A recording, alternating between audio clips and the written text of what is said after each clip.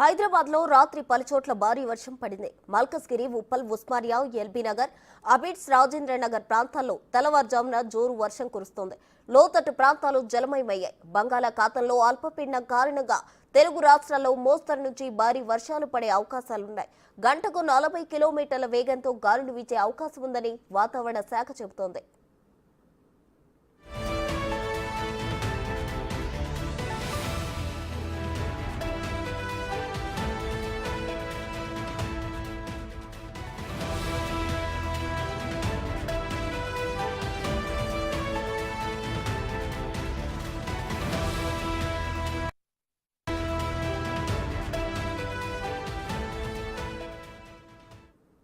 మరిన్ని వివరాలు మా ప్రతినిధి రామ్ ప్రసాద్ లైవ్ లో అందించడానికి సిద్ధంగా ఉన్నారు. రామ్ ప్రసాద్, చెప్పండి. అయితే రాత్రి హైదరాబాద్ లో పలు చోట్ల వర్షం కురిసినట్లు తెలిసింది. అలాగే రాబోయే రోజుల్లో కూడా అల్పపీడనం కారణంగా మోస్తరు నుంచి భారీ వర్షాలు కురిసే ఛాన్స్ ఉందా అని వాతావరణ శాఖ అయితే హెచ్చరిస్తుంది. దీనికి సంబంధించిన ఓవరాల్ డీటెయిల్స్ ఏంటి రామ్ ప్రసాద్?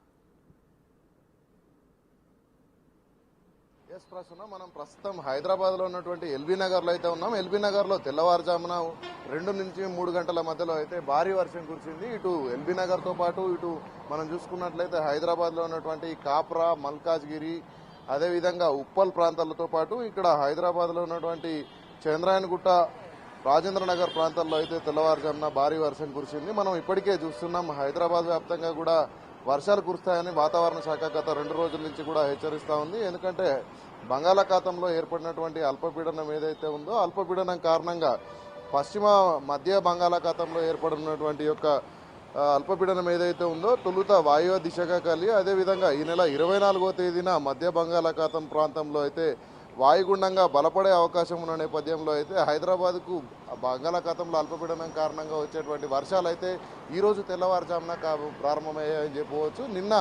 నిన్న మధ్యాహ్నం సమయంలో అయితే బంగాళాఖాతంలో అల్పపీడనం ఏర్పడింది. దాని ప్రభావం నిన్న ఈ రోజుతో పాటు రేపు కూడా ఉండే అవకాశం ఉంది.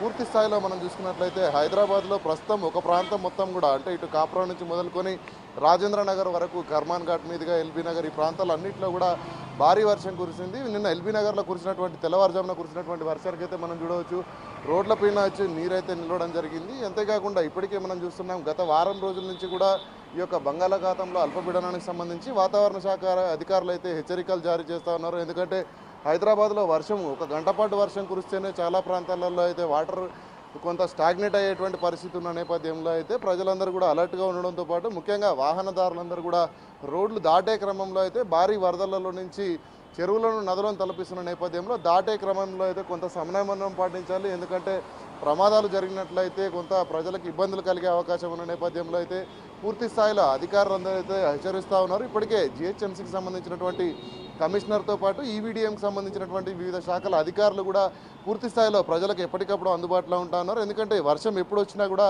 వాటిని ఎదుర్కొనే విధంగా ఇటు జిహెచ్ఎంసీకి సంబంధించినటువంటి ఈవీడీఎం కానీ అదేవిధంగా జిహెచ్ఎంసీకి సంబంధించిన సిబ్బంది కూడా ఎల్లవేళలా 24 గంటలు అందుబాటులో ఉంటారని ఇప్పుడు జిహెచ్ఎంసీ కమిషనర్ రోనాల్డ్ రాస్ తెలిపిన నేపథ్యంలో అయితే హైదరాబాద్ వ్యాప్తంగా కూడా ఎక్కడ వర్షం వచ్చినా కూడా ప్రజలందరూ ఎలాంటి ఇబ్బంది పడకుండా అయితే చర్యలు చేపట్టేందుకు జిహెచ్ఎంసీ సిద్ధంగా ఉందంటా ఉంది. ఈరోజు ఉదయమే తెల్లవారుజామున ప్రారంభమైనటువంటి వర్షం ఈరోజు అల్పపీడనం కారణంగా నిన్న వరకు చూసాం మనం అల్పపీడనంతో పాటు భారీగా ఉష్ణోగ్రతలు కూడా నమోదవడం జరిగింది. నిన్న చూసినట్లయితే సుమారు 40 డిగ్రీలకు మించినటువంటి యొక్క ఎండలు అయితే ఇక్కడ హైదరాబాద్ వ్యాప్తంగా కొట్టిన నేపథ్యంలో పూర్తి స్థాయిలో వర్షాలతో పాటు ఎండలు కూడా కొట్టే అవకాశం ఉంది. దీని నేపథ్యంలో ఈరోజు సాయంత్రం అంటే రేపు మధ్యాహ్నానికి అయితే వాయుగుండం అయితే తీరం దాటనుంది. అదేవిధంగా వాయుగుండంగా మారనున్నటువంటి నేపథ్యంలో అల్పపీడన ప్రభావంతో అయితే తెలుగు రాష్ట్రాలలో ముఖ్యంగా హైదరాబాద్లో కూడా భారీ వర్షాలు ఉన్నట్లయితే ఇప్పటికే వాతావరణ శాఖ ప్రకటించిన నేపథ్యంలో అయితే రానున్న 24 గంటలు కూడా మరింత కీలకమని చెప్పవచ్చు. ఎందుకంటే అల్పపీడనం అనేది నిన్న ప్రారంభమైనప్పటికీ దాని ప్రభావం అయితే